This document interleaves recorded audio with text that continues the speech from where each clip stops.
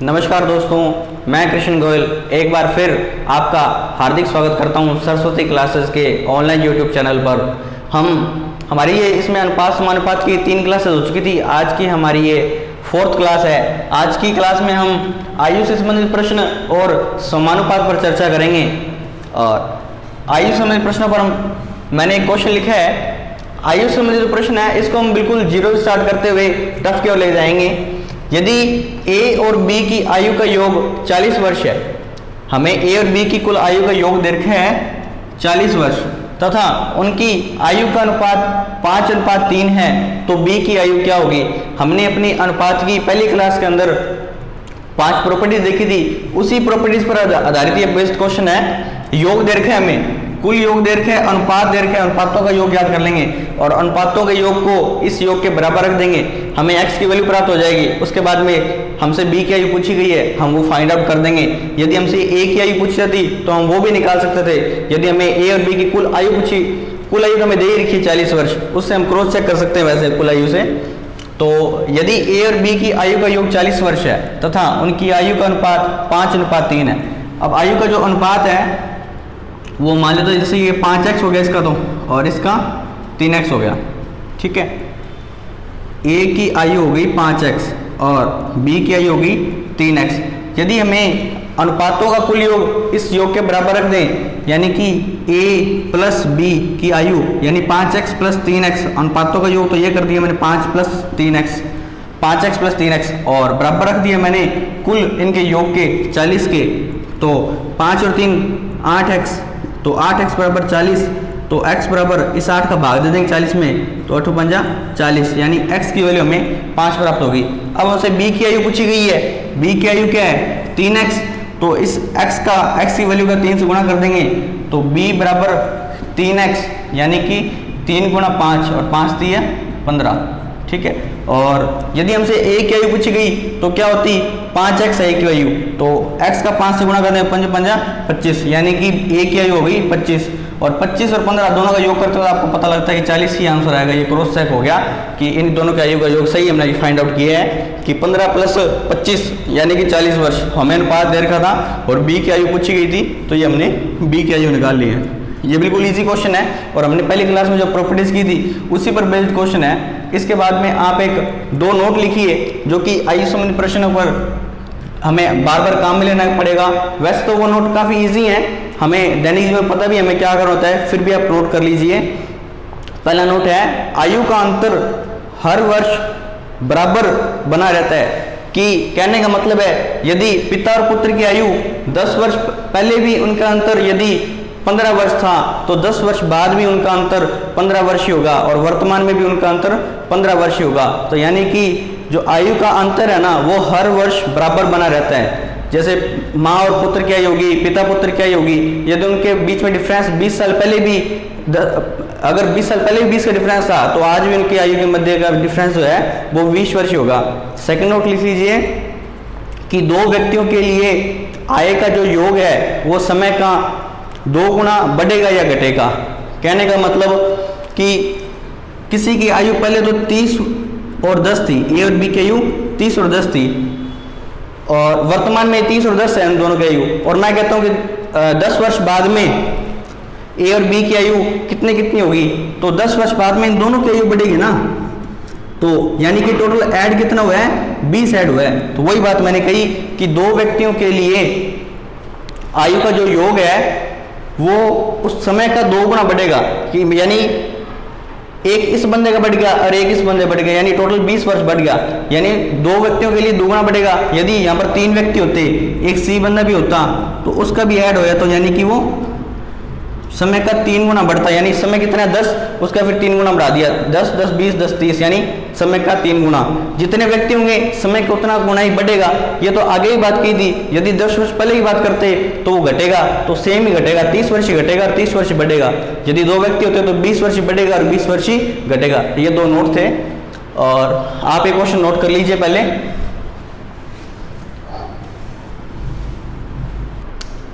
उसके बाद मैंने एक और क्वेश्चन लिखा है। आपको प्रश्नों को भी रटना नहीं है, बस वो समझना है कि हमने हमसे क्या पूछा गया है, क्या हमसे हमें दिया गया है, वो बातें ध्यान में रखनी है। अब हमें इस क्वेश्चन में है कि यदि ए और बी की आयु का अनुपात 4:7 है, हमें ए और बी का जो अनुपात है वो दे रखा है 4:7, ठीक है, तथा बी जो है वो ए से 15 वर्ष बड़ा है, बी है ना वो ए से 15 वर्ष बड़ा है, तो हमें पता है अनुपात में वो 3 बड़ा है, वैसे वो 15 वर्ष बड़ा है, तो उस 3 को 15 के बराबर रखेंगे हम। देखते हैं किस प्रकार। तो हमसे आगे पूछा गया है तो ए की 4 वर्ष बाद आयु क्या होगी। तो पहले तो इससे तो वर्तमान आयु निकलेगी, उसके बाद में हम 4 वर्ष जोड़ देंगे तो उसकी 4 वर्ष बाद की आयु में प्राप्त हो जाएगी। तो देखते हैं ऐसे क्वेश्चन में हम क्या करते हैं। यदि ए और बी की आयु का अनुपात 4:7 है तथा बी ए से 15 वर्ष बड़ा है, तो हमें अनुपात में देखना है, जैसे कि ये 4x है और ये 7x है। यदि b जो है वो a से 15 वर्ष बड़ा है, वैसे अनुपात में देखें तो कितना बड़ा है, ये 4x और ये 7x है, कितना बड़ा है, 3x बड़ा है। अनुपात में तो ये 3x बड़ा है और वैसे संख्या में देखें कितना वर्ष बड़ा है, 15 वर्ष। तो 3x की वैल्यू 15 वर्ष आ गई, तो 1x की वैल्यू कितनी आ जाएगी, 3 से भाग दे देंगे, तो 15 में यदि 3 का भाग देंगे तो यानी आया 5। और उसके बाद हमसे पूछा गया है, पहले तो a की वर्तमान आयु ज्ञात कर लीजिए। a की वर्तमान आयु कितनी है, 4x है, a का अनुपात 4x, 1:4 है ना, और b का 7 है। यदि हमसे b की पूछी जाती तो 7x होता, अब हमसे a की पूछी गई तो 4x हो जाएगा। तो 4x बराबर 4 गुना x की वैल्यू कितनी है, 5, तो 5 चौके 20। और लेकिन हमसे पूछा क्या गया है, 4 वर्ष बाद की आयु पूछी गई है हमसे, तो ये तो वर्तमान आयु आ गई हमारे पास, ये तो वर्तमान आयु है। और हमसे पूछी गई है कि 4 वर्ष बाद उसकी आयु क्या होगी, तो हम इसमें 4 जोड़ देंगे और 20 और 4 24, यही हमारा आंसर है। और इस प्रकार हमने इस क्वेश्चन को सोल्व किया। कुछ भी हो, यदि हमें अंतर दी, जैसे अंतर ही दिया गया है हमें, बी ए से 15 वर्ष बड़ा है तो दोनों का अंतर ही होगा नहीं, और वैसे अंतर तो 15 वर्ष दिया गया है और वैसे अनुपात में अंतर देखें तो 3x का अंतर है, और उन अंतरों को बराबर रख दिया हमने, 3x बराबर 15, तो x की वैल्यू प्राप्त हुई 5। और हमसे a की पहले वर्तमान आयु निकाल लीजिए, तो ये a की वर्तमान आयु 4x, तो यानी 20 होगी वर्तमान आयु, और 4 वर्ष बाद की आयु पूछी गई है तो 20 और 4 24। आप क्वेश्चन को हमेशा ध्यान से और पूरा पढ़िए। कई बार हम जल्दबाजी में a की आयु ज्ञात पूछी गई हमसे तो a की आयु 20 लिख देते हैं और पहला आंसर ही 20 होता है। तो इस बात को ध्यान रखिएगा कि हमें 4 वर्ष बाद की आयु पूछी गई है तो इसमें 24 आंसर होगा, आप नोट कर लीजिए। इसके बाद मैंने एक और प्रश्न लिखा है, यदि राम और श्याम की वर्तमान आयु का अनुपात 7:3 है, यदि आज से 6 वर्ष पहले उनकी आयु के मध्य अंतर 28 वर्ष था, जो उनकी आयु के मध्य का जो अंतर है ना वो 28 वर्ष था, तो बताइए राम की वर्तमान आयु क्या होगी। तो जैसा कि हमने अपना पहला नोट लिखा था कि हर वर्ष आयु का जो अंतर है वो हमेशा समान रहता है। यदि 6 वर्ष पहले की बात करें तो भी उनका आयु का अंतर वही था, और वर्तमान की बात करें तो अंतर वो आज भी वही है। तो हमें चाहे 6 वर्ष पहले दिया हो चाहे 10 वर्ष पहले दिया हो, अंतर तो यही रहेगा। 28 वर्ष का जो अंतर पहले था आज भी वो अंतर 28 वर्ष ही बरकरार रहेगा, और आगे आने वाले वर्षों में भी 28 वर्ष का अंतर ही बरकरार रहेगा, क्योंकि दोनों की आयु जैसे 1 साल उसकी बढ़ी तो 1 साल उसकी बढ़ी है, आयु समान वर्ष में समान बढ़ रही है। तो आज से 6 वर्ष पहले उनकी आयु का अंतर इतना था, तो आज वर्तमान में उनकी आयु का अंतर इतना ही है। अब हमें अंतर वैसे एग्जैक्ट वैल्यू पता है, और वैसे हमें अनुपात में भी उनका अंतर पता है कि 7 में से 3 गया 4, यानी कि राम का जो अनुपात है, राम की आयु का जो अनुपात है वो लिख रहा हूँ मैं 7x, और जो श्याम की आयु का जो अनुपात है वो है 3x। और यदि हमें उनका अंतर दिया गया है तो 7x में से 3x गया यानी कि 4x, और वो 4x जो अंतर है वो 28 वर्ष के बराबर है, ठीक है। तो x की वैल्यू यहाँ से हम फाइंड आउट कर लेंगे, 7 चौका 28, यानी x की वैल्यू हमें प्राप्त हुई 7। अब हमसे जो पूछा गया है तो बताइए राम की वर्तमान आयु क्या होगी। तो राम का जो वर्तमान जो अनुपात है वो है 7x, राम का आयु का जो वर्तमान अनुपात है वो है 7x, और x की वैल्यू हमें 7 फाइंड आउट हुई है। तो x का मान यहाँ 7 रखेंगे तो 7 का मल्टीप्लाई 7 से कर देंगे, तो राम की वर्तमान आयु आ गई 7 गुना 7 यानी 749 वर्ष।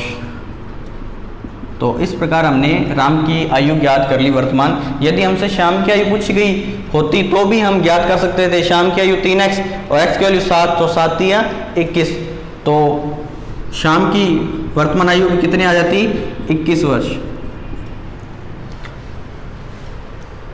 नोट कर लीजिए आप इसको। यदि आप इस क्वेश्चन में क्रॉस चेक करना चाहते हैं तो हमें उनकी आयु के मध्य का अंतर 28 वर्ष दे रखा था, तो देख लीजिए आप 49 और 21 में कितने का अंतर है, इन दोनों के अंदर 28 का ही अंतर है। ठीक है, यदि इसमें से अगर 49 में 28 घटाता हूँ तो 21 वर्ष आएगा। 9 में से 8 गया 1 और 4 में से 2 गया 2, यानी इन दोनों के आयु का जो अंतर है वो 28 वर्ष ही है। चाहे वो 6 वर्ष पहले था, चाहे वर्तमान में है, चाहे आने वाले 6 वर्षों में होगा, अंतर हमेशा समान रहेगा। तो इस प्रकार हमने राम की वर्तमान आयु ज्ञात कर ली 7 को x से गुणा करके, यानी 7 को 7 से गुणा करके 49 वर्ष। नोट कर लीजिए, थोड़ा ध्यान दीजिएगा। जो मैंने पहला नोट लिखवाया था उसमें मैंने कहा था कि हर वर्ष जो आयु का जो अंतर है ना वो समान रहता है, अंतर है वहाँ अनुपात नहीं है कि 4 वर्ष के बीच जो अंतर है ना, 4 वर्ष बाद हो या 4 वर्ष पहले हो, तो अंतर तो हमेशा समान ही रहता है, लेकिन अनुपात समान नहीं रहता है। इस बात का थोड़ा ध्यान रखिएगा। जैसे देखते हैं, मैंने एक क्वेश्चन लिखा है ये छोटा सा यहाँ पर, इसके बेस पर समझाता हूँ आपको कि ए की आयु 8 वर्ष है, बी की आयु 12 वर्ष है, तो इनका अंतर अभी 4 वर्ष है। ठीक है, और 4 वर्षों बाद भी यदि 8 से 12 हो गया और 12 से ये 16 हो गया, अभी भी इनका अंतर 4 का ही है। 4 वर्ष पहले भी इनका अंतर 4 का ही था और 4 वर्ष बाद भी इनका अंतर 4 का ही है। अंतर तो हमेशा समान रहता है, लेकिन अनुपात समान नहीं रहता है। देखिए 4 वर्ष पहले तो इनका जो अनुपात देखें तो 8:12, 4 का भाग दिया दोनों में, 4 दूनी 8 और 4 तिये 12, 2:3 आ गया। और 4 वर्ष बाद देखा हमने 12 और 16, तो 4 से भाग दिया, 4 तिये 12 और 4 चौके 16, तो देखिए 2:3 और 3:4। तो 4 वर्षों का जो कि कोई 4 वर्ष हो, 5 वर्ष हो, 10 वर्ष हो, कुछ भी हो, जो अंतर है ना वो तो हमेशा समान रहता है, लेकिन जो अनुपात है वो चेंज हो जाता है। तो थोड़ा ध्यान रखिएगा, पहले नोट में अंतर है, अनुपात नहीं है, तो इस पर कंफ्यूज ना हो इसलिए थोड़ा मैंने बता दिया इसको। अब मैंने एक क्वेश्चन लिखा है, यदि राम और श्याम की वर्तमान आयु का अनुपात 2:3 है तथा 4 वर्ष बाद उनकी आयु के मध्य अनुपात है वो 3:4 हो जाएगा, तो बताइए राम व श्याम की वर्तमान आयु क्या होगी। अब यहाँ पर अंतर की बात नहीं चल रही है, 4 वर्ष बाद उनकी आयु का अनुपात बदला है, तो इस बात को थोड़ा ध्यान में रखना है। अंतर नहीं है कि हम सोचेंगे 4 वर्ष पहले जो अंतर था वो अनुपात था वो आज भी 4 वर्ष बाद वही रहेगा, ऐसा नहीं है। अनुपात चेंज होता रहता है, अंतर समान रहता है। तो अब हम क्वेश्चन को देखते हैं। राम और श्याम दो जने हैं। राम का तो अनुपात है जी 2x, 2 है यानी इसको x मानो 2x, और जो श्याम है उसका जो अनुपात है वो है 3 यानी 3x। और इसने कहा है कि जैसे मैं इसको लिख रहा हूँ कि 2x और 3x 4 वर्ष बाद में, तो मैंने इसमें भी 4 जोड़ दिया और इसमें भी 4 जोड़ दिया, और इनका जो अनुपात दे रखा था इसलिए बटन लिख दिया मैंने कि अपने लिख सकते हैं ना कि a अनुपात b बराबर a/b। बस वही बात है कि जो अनुपात दे रखा था मैंने इसको ऐसे लिख लिया कि राम की आयु का अनुपात 2x और श्याम का 3x, और 4 वर्ष बाद की बात कर रहा है तो 4 वर्ष जोड़ दिया दोनों में मैंने, और मध्य अनुपात हो जाता है, कितना हो जाएगा अनुपात, वो अनुपात मैं ये लिख रहा हूँ 3/4, क्योंकि मैं लिख सकता हूँ 3:4 को 3/4, a अनुपात b को a/b। अब इसे सोल्व भी करना है वज्र गुणा करके, क्रॉस मल्टीप्लाई करके, तो 4 दूनी 8x प्लस 4 चौके 16 बराबर 3 तिये 9x प्लस 3 चौके 12। उसके बाद में पक्षांतरण करेंगे हम, ये प्लस का 8x है, उधर जाकर माइनस का हो जाएगा, वो प्लस का 12 इधर आकर माइनस का हो जाएगा, तो 16 माइनस 12 बराबर 9x माइनस 8x। तो 9 में से 8 गया 1, यानी x का मान क्या आ गया, 16 में से 12 गया 4। तो ये हमारे पास x की वैल्यू ज्ञात हो गई। उसके बाद हमसे जो पूछा गया वो बता दीजिए। तो बताइए राम व श्याम की वर्तमान आयु क्या होगी, राम और श्याम की वर्तमान आयु क्या होगी। तो राम और श्याम की वर्तमान आयु तो हमने यही मानी थी 2x और 3x, और 4 वर्ष बाद में अनुपात ये हो गया था, तो हमसे तो वर्तमान आयु पूछी है तो यही वर्तमान आयु है इसकी, तो इसमें x का मान रख दीजिए, दोनों की आयु ज्ञात हो जाएगी वर्तमान की। तो राम की 2x है वर्तमान की, तो x का मान 4 है, तो 4 दूनी 8x, तो राम की तो वर्तमान आयु होगी जी 8 वर्ष। और श्याम की वर्तमान आयु कितनी होगी, श्याम की वर्तमान आयु होगी 3x, यानी 3 × 4 3 चौके 12 वर्ष। ठीक है, तो इस प्रकार हमने राम और श्याम की वर्तमान आयु ज्ञात कर ली है। और जैसे मैंने आपको समझाया था सेम मैंने यही लिया था, उसमें जो ये अपने न्यूमेरिकल वैल्यूज मैंने ये ली थी कि जो इनके अंतर है वो पहले ये तो अंतर इनका 4 वर्ष है और 4 वर्ष बाद में इनका अंतर तो सेम ही रहेगा, लेकिन अनुपात देखिए अब ये 8 और 12 है, यानी कि 8:12 है, यानी कि 4 दूनी 8 और 4 3 12। अब तो 2:3 है वर्तमान का, लेकिन यदि इन दोनों में 4-4 वर्ष जोड़ दूं मैं तो 8 और 4 12 और 12 और 4 16। तो अब इनका अनुपात देखेंगे तो 4 3 12 और 4 चौके 16, और ये हमें दिया गया था कि अनुपात बाद में ये हो जाता है। तो अनुपात तो चेंज हो जाता है 4 वर्ष बाद हो या कोई कितने ही वर्ष बाद हो या पहले हो, लेकिन जो अंतर है वो समान रहता है। अभी भी पहले भी 4 वर्ष का अंतर था और आज भी इनके मध्य 4 वर्ष का अंतर ही है, लेकिन अनुपात चेंज हो गया। तो हमसे यही पूछा गया था कि राम और शाम की वर्तमान आयु क्या है, तो राम और शाम की वर्तमान आयु होगी 8 वर्ष और 12 वर्ष। ये दोनों इनके आंसर हैं और इसे नोट कर लीजिए। इसके बाद मैंने एक क्वेश्चन लिखा है। क्वेश्चन को किसी को भी रटना नहीं है और कोई अपने ट्रिक भी याद करते हैं तो ऐसे क्वेश्चनों में वो ट्रिक फेल हो जाती है। इस क्वेश्चन में जो वर्डिंग दी गई है उसके आधार पर ही हमें कंसेप्ट से क्वेश्चन करते जाना है, जैसे जैसे वो कहता जाता है वैसे वैसे हम करते जाना है। इसमें कोई ट्रिक लागू नहीं होती। हम समझते हैं इस क्वेश्चन को। यदि एक व्यक्ति की वर्तमान आयु उसके पुत्र की आयु के 6 गुणे से 5 वर्ष अधिक है, व्यक्ति यानी पिता ही है वो, एक पिता की वर्तमान आयु उसके पुत्र की आयु के 6 गुना से 5 वर्ष अधिक है तथा 7 वर्ष बाद व्यक्ति की आयु पुत्र की आयु के 3 गुना से 3 वर्ष अधिक हो जाती है, तो व्यक्ति की यानी पिता की वर्तमान आयु ज्ञात कीजिए। तो ये जो हमें दे रखी थी पहली लाइन, यदि एक व्यक्ति की वर्तमान आयु, तो ये तो वर्तमान दे रखा है हमें, ठीक है, और 7 वर्ष बाद की कंडीशन में हमें दे रखी है और हमसे वर्तमान की व्यक्ति की आयु पूछी गई है। तो देखते हैं इस क्वेश्चन को हम कैसे करेंगे। तो एक साइड तो मैंने लिख लिया व्यक्ति और दूसरी साइड लिख लिया पुत्र, ठीक है, और वर्तमान आयु इनकी वर्तमान लिख ली मैंने यहाँ पर, ठीक है। और उसके बाद में क्वेश्चन है, यदि एक व्यक्ति की वर्तमान आयु, व्यक्ति की जो वर्तमान आयु है उसके पुत्र की आयु के, मैं पुत्र की आयु x मान रहा हूं, ठीक है, पुत्र की आयु से अपने कंडीशन दी गई है तो पुत्र की आयु x मान लो। तो पुत्र की आयु के यानी गुणा के 6 गुणा से 5 वर्ष अधिक है, 6 गुणा से 5 वर्ष अधिक यानी प्लस कर देंगे हम।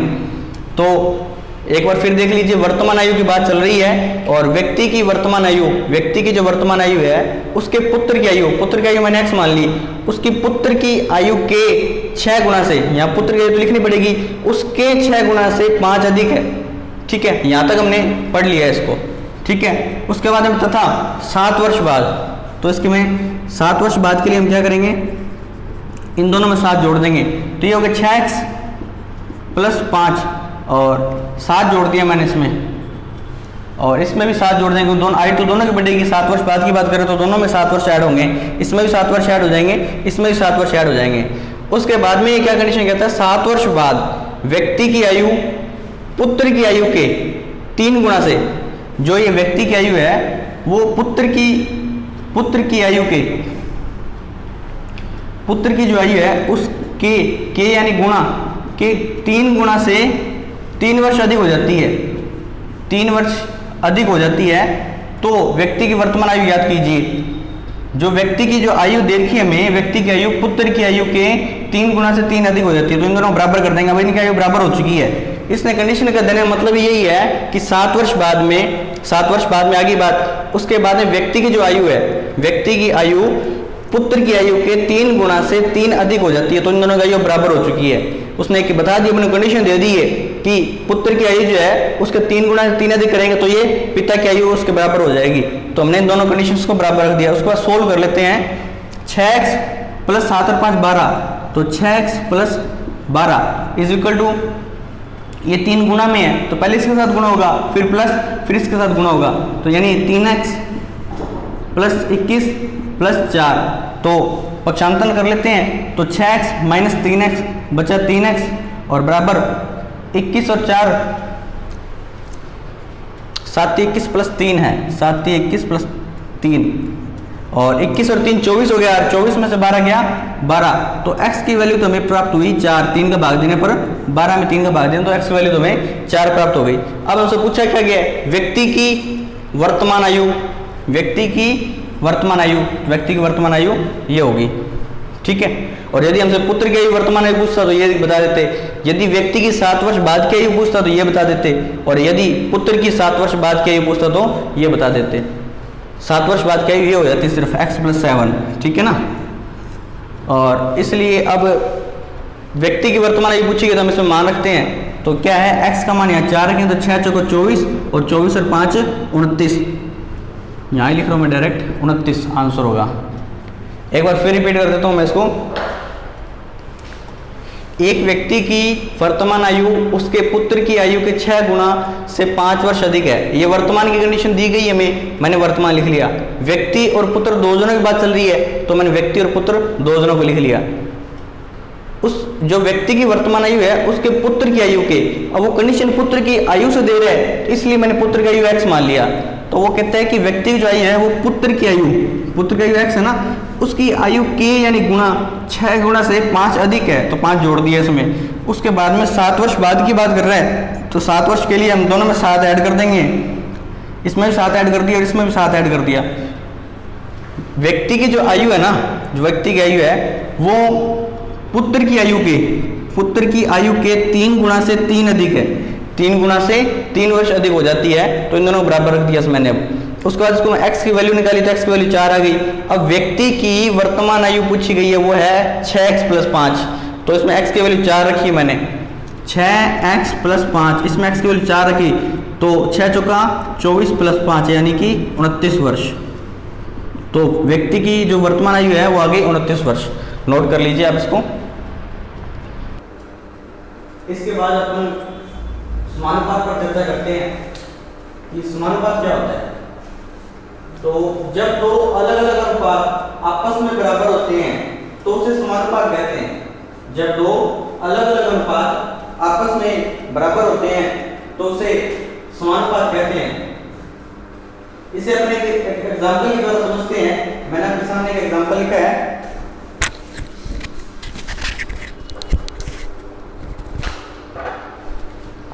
कि 2:4 बराबर 3:6, यानी कि दो अलग अलग अनुपात, ये अनुपात तो दोनों अलग अलग हैं, अलग अनुपात, ये दोनों अनुपात तो अलग अलग है। जैसे ये 2:4 है, ये 3:6 है, लेकिन फिर भी ये बराबर हैं। देखते हैं कैसे, कि यदि इसमें 2 का भाग देता हूं मैं तो ये होगा 1:2, और यदि इसमें यहाँ पर मैं 3 का भाग देता हूँ तो ये होगा 1:2, यानी कि ये दोनों अनुपात अलग होते हुए भी समान हैं। तो यही बात कही गई है, जो दो अलग अलग अनुपात आपस में बराबर होते हैं। ये अनुपात तो अलग अलग है लेकिन फिर भी दोनों आपस में बराबर हैं, तो उसे समानुपात कहते हैं। और समानुपात का साइन क्या होता है, जैसे ये अनुपात का साइन है तो ये समानुपात का साइन होता है, 4 डॉट। कहने का मतलब ये दोनों समानुपात है, ठीक है। इसमें क्या कुछ कंडीशन होती हैं वो अपने देखते हैं अभी, कि जैसे कि ये A/B है, उसको मैंने ABCD फॉर्म में लिखा है कि यदि AB समानुपात C/D, A/B समानुपात C/D, तो इसे सोल्व करने का क्या तरीका होता है वो देखते हैं अपन। वैसे तो कहा जाता है कि पढ़ते आ रहे हैं हम कि बाह्य पदों का गुणनफल, बाह्य पदों का गुणनफल बराबर आंतरिक पदों का गुणनफल, बराबर आंतरिक पदों का गुणनफल। कहने का मतलब बाह्य पदों का गुणनफल, जैसे कि ये बाह्य पद है, ये भी बाह्य पद है, यानी इन दोनों का गुणनफल A गुणा D बराबर होगा आंतरिक पदों का गुणनफल। आंतरिक पद कौन से हैं, B और C, B गुणा C। तो यानी कि बाह्य पदों का गुणनफल बराबर आंतरिक पदों का गुणनफल, A गुणा D बराबर B गुणा C। इसे हम एक और तरीके से देख सकते हैं, ये तो फॉर्मूला, ये तो बिल्कुल एग्जैक्ट है ही कि बाह्य पदों का गुणनफल बराबर आंतरिक पदों का गुणनफल। वैसे देखें तो हम इसको हम कैसे लिख सकते हैं, A/B को मैंने आपको बताया था कि A/B लिख सकते हैं, और बराबर C/D को लिख सकते हैं हमने C/D। इसके बाद में हम इससे क्रॉस मल्टीप्लाई करते हैं, तो क्रॉस मल्टीप्लाई करने पर ये D यहाँ पर इसके A के गुणा में चला जाएगा, तो A गुणा D, और जो B है वो C के गुणा में चला जाएगा, तो यानी B गुणा C। बस यही लिखा है हमने, A गुणा D बराबर B गुणा C बराबर B गुणा C। आप चाहे तो किसी भी प्रकार ध्यान रख लीजिए कि बाह्य पदों का गुणनफल बराबर आंतरिक पदों का गुणनफल, चाहे आप a अपॉन बी बराबर c अपॉन डी करके वज्रगुणा करके ए डी बराबर बी सी आप फाइंड आउट कर सकते हैं। इस पर बेस्ड कोई भी क्वेश्चन आए तो हम कर सकते हैं। यानी कि अब इसमें a अनुपात b अनुपात c अनुपात d दे रखा है, तो यानी यहाँ पर जो d है ना, इसको अपने बोलते हैं चतुर्थानुपाती, चतुर्थानुपाती, ठीक है। इससे हम यहाँ पर क्या कहते हैं, चतुर्थानुपाती। आप ये नोट कर लीजिए, साथ में ये भी नोट कर लीजिएगा। तो इस पर बेस्ड मैंने एक क्वेश्चन लिखा है 18, 12, 21 का चतुर्थानुपाती ज्ञात कीजिए। इसमें हमसे चतुर्थानुपाती पूछा गया है, तो यानी ये a, ये b और ये c की वैल्यू है, a, b और c की वैल्यू है, और d की वैल्यू यानी चतुर्थानुपाती हमसे पूछा गया है। तो कैसे करते हैं इसको, a अनुपात b 18 अनुपात 12 और समानुपात 21 अनुपात d, 21 अनुपात d। चतुर्थानुपाती हमें ज्ञात करना है, हमें पता नहीं है कि d की वैल्यू क्या है, हमें फाइंड आउट करनी है। फाइंड आउट करने के लिए हमने भी पढ़ा कि बाह्य पदों का गुणनफल बराबर आंतरिक पदों का गुणनफल, चाहे आप ये ध्यान में रखिए कि AD बराबर BC, ठीक है। तो 18 गुणा D बाह्य पदों का गुणनफल बराबर आंतरिक पदों का गुणनफल, आंतरिक पद है 12 और 21, 12 गुणा 21, तो यहाँ पर D की वैल्यू क्या हो जाएगी, 18 जो गुणा में है वो भाग में चला जाएगा, तो 12 गुणा 21 बटे 18, काट दीजिए इसको आप, 6 दूनी 12 और 6 ती 18 और 3 एकम 3, 7 ती 21, तो 7 दूनी 14, यानी हम जो चतुर्थानुपाती है वो होगा 14, ये हमारा आंसर है। तो इस प्रकार आप किसी भी क्वेश्चन में चतुर्थानुपाती पूछा जाए तो आप इस प्रकार फाइंड आउट कर सकते हैं कि बाह्य पदों का गुणनफल बराबर आंतरिक पदों का गुणनफल। चाहे तो आप इसको इस तरीके से कर सकते हैं कि 18 अनुपात 12 दे रखा है, यानी कि 18 बटे 12 दे रखा है, और बराबर दे रखा आपको 21 अनुपात डी, यानी कि 21 बटे डी। तो आप वज्र गुणा कीजिए तो ये 18D बराबर हो जाएगा 12 इंटू 21, और डी की वैल्यू याद करें 18 भाग में ले जाइए तो बराबर 12 इंटू 21 बटे 18। ये है बिल्कुल सेम ही चीज़, बस कहने का मतलब तरीका अलग अलग है। तो आप चाहे तो एज ए फॉर्मूला ध्यान रखिए कि बाह्य पदों का गुणनफल बराबर आंतरिक पदों का गुणनफल, चाहे आप इस तरह वज्र गुणा करके कर लीजिए, आंसर सेम ही प्राप्त होगा। ये भी 14 ही आंसर आएगा इसका भी, तो आप नोट कर लीजिए इसे। इसके बाद समानुपात में हम देखते हैं सतत समानुपात कि सतत समानुपात क्या होता है। इसमें हमें डी नहीं दिया होता, इसमें हमें 2 बार बी दिया गया, 2 बार बी दिया होता है, यानी कि ए अनुपात बी समानुपात बी अनुपात सी, यानी कि यहाँ पर भी बी होता है और यहाँ पर बी होता है। करना हमें भी वही है कि बाह्य पदों का गुणनफल यानी कि ए गुणा सी बराबर आंतरिक पदों का गुणनफल यानी कि बी गुणा बी। तो इस प्रकार हमें क्या प्राप्त हुआ कि ए गुणा सी बराबर बी गुणा बी यानी बी स्क्वायर। तो क्वेश्चन अपना फॉर्मूला तो वही है, बाह्य पदों का गुणनफल बराबर आंतरिक पदों का गुणनफल, बस बात इतनी सी है। यहाँ पर बी 2 बार रिपीट हो जाता है और डी नहीं आता है, और जहाँ पर ये जो सी होता है ये यहाँ पर तृतीयानुपाती कहलाता है। ये जो यहाँ सी है वो यहाँ तृतीयानुपाती कहलाता है, और जो यहाँ ये बी है जो 2 बार रिपीट हो रहा है उसको हम मध्यानुपाती कहते हैं यहाँ पर। ठीक है, ये बात थोड़ी ध्यान में रखनी है। इस पर बेस्ड अपने क्वेश्चन करते हैं कि यदि 36,49 का मध्यानुपाती बताइए, का मध्यानुपाती क्या होगा। अब हमसे मध्यानुपाती पूछा गया है, मध्यानुपाती यानी बी की वैल्यू पूछी गई है हमसे मध्यानुपाती। तो ए की वैल्यू यहां पर होगी 36 और मध्यानुपाती पूछा गया है, मध्यानुपाती यानी बी की वैल्यू पूछी गई है। तो 36 अनुपात बी और समानुपात यहाँ बी ही लेंगे क्योंकि बी की वैल्यू हमें पता नहीं है, और फिर अनुपात 49। तो इसे किस प्रकार लिखना है आप थोड़ा ध्यान दीजिएगा। यहाँ पर जो वर्ड लिखा गया उससे पता लगता है हमें। यहाँ यदि चतुर्थानुपाती लिखा होता तो यहाँ अगर 3 संख्या दी होती है, चतुर्थानुपाती होता तो ए बी सी की वैल्यू दी हुई थी और डी की जगह डी रख के जैसे हमने लास्ट क्वेश्चन में किया था। और यहाँ पर 36 अनुपात 49 2 संख्याएं दी गई है और मध्यानुपाती पूछा गया है, तो मध्यानुपाती की जगह हमने बी, मध्यानुपाती यानी बी, तो बी दोनों ही जगह बी है यहाँ पर, तो ये बी की जगह बी लिख दिया और ये 36 शुरू में आ गया और 49 लास्ट में। और करना वही है कि बाह्य पदों का गुणनफल बराबर आंतरिक पदों का गुणनफल, यानी कि फॉर्मूला तो यही लगेगा AC A इंटू सी।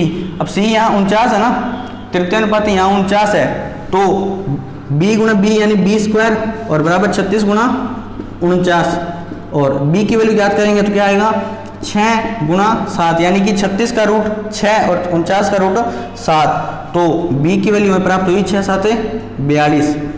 तो इस प्रकार हमने मध्य अनुपात निकाल लिया। यदि हमें क्वेश्चन में दिया होता कि 16,40 का तृतीय अनुपाती क्या होगा, 16:40 का तृतीय अनुपाती क्या होगा, तो हम क्या करते हैं, अब हमसे इसमें तृतीय अनुपाती पूछा गया है, ठीक है, तो A का मान तो 16 हो गया और B का मान यहाँ 40 आ गया, क्योंकि हमसे तृतीय अनुपाती पूछा गया। यहाँ पर हमसे C की वैल्यू पीछे पूछी गई है, तो ये जो बाद की वैल्यू ये B की वैल्यू है, तो ऐसे क्वेश्चन हम B की वैल्यू को 2 बार लिखते हैं, तो अभी इसमें हम 40 को 2 बार लिखेंगे, और अनुपात C तृतीय अनुपाती हमसे पूछा गया है। तो आप थोड़ा ध्यान दीजिए, यहाँ मध्य अनुपाती दिया गया है तो मध्य में B को 2 बार लिखा और ये C की वैल्यू लास्ट में लिख दी, और इसमें हमसे तृतीय अनुपाती C की वैल्यू पूछी गई है, तो ये 40 है, इसको 2 बार हमने B की जगह लिख दिया, और C की वैल्यू हमसे इससे ज्ञात कर लेंगे। वही है बाह्य पदों का गुणनफल बराबर आंतरिक पदों गुणनफल, यानी कि 16 इंटू C बराबर आंतरिक पदों गुणनफल यानी 40 गुणा 40।